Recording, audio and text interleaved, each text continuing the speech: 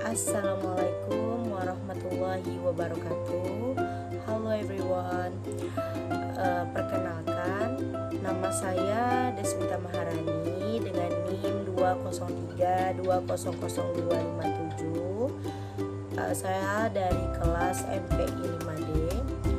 Video kali ini untuk memenuhi tugas kuliah saya, yaitu pada mata kuliah Etika Manajemen, yang mana dosen pengampunya Ibu Yuliana Afifa MPD. Video kali ini berjudul Mengukur Etika Manajemen. Nilai personal dapat digunakan untuk mengukur etika. Lebih lanjut lagi, Griffin tahun 2000 mengenalkan sebuah model untuk menilai etika.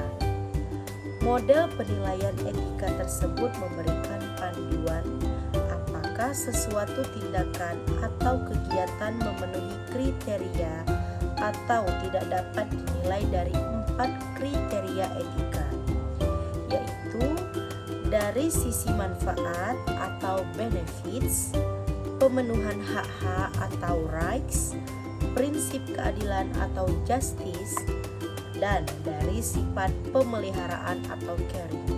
Nah, dari keempat tadi ada pun penjelasannya. Yang pertama itu dari sisi manfaat atau benefits. Semua pihak bisa merasakan manfaat dari prestasi yang dilakukan pegawai. Perusahaan memperoleh manfaat dari hasil kerja keras pegawainya yang berprestasi, demikian juga bagi pegawainya. Insentif memberikan manfaat psikis berupa penghargaan terhadap kerja kerasnya, sekaligus manfaat fisik berupa balasan yang seimbang dengan apa yang telah dilakukannya. Yang kedua yaitu pemenuhan hak-hak atau rights, memberikan insentif kepada pegawai yang berprestasi jika memang telah ditetapkan aturannya, memenuhi kriteria pemenuhan hak-hak dari seluruh pihak. Bagi pegawai yang menerima insentif, maka ia terpenuhi haknya setelah memberikan prestasi kepada organisasi. Bagi yang tidak berprestasi, maka dia tidak memiliki hak untuk mendapatkan insentif hingga dia dapat menunjukkan prestasinya. Yang ketiga ada prinsip keadilan atau justice. Tindakan pemberian insentif bagi pegawai yang berprestasi memenuhi prinsip keadilan, yaitu dengan memberikan perlakuan yang seimbang dengan apa yang telah ditunjukkan pegawai dalam pekerjaannya. Selanjutnya ada pemeliharaan atau caring. Pemberian insentif akan mampu menjaga konsistensi produktivitas kegiatan organisasi, dikarenakan jenis pemberian insentif dapat memacu pegawai untuk bekerja lebih baik bagi organisasinya.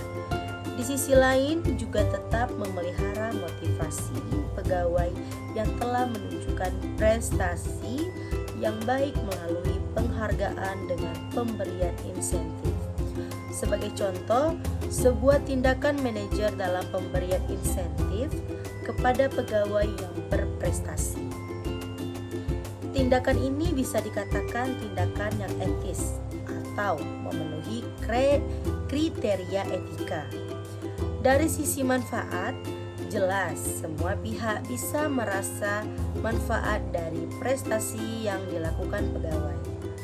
Perusahaan memperoleh manfaat dari hasil kerja keras pegawainya yang berprestasi, demikian juga pegawainya, sekalipun tidak secara sempurna menjelaskan kriteria dan panduan untuk menilai.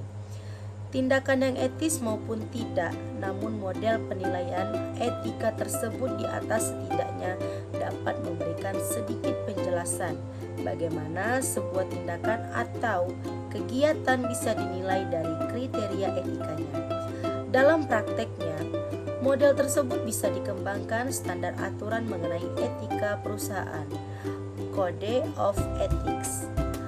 Upaya lain yang dapat dilakukan oleh perusahaan adalah dengan akan menetapkan standar aturan mengenai etika yang harus dijalankan oleh perusahaan atau seringkali dinamakan sebagai Code of Ethics.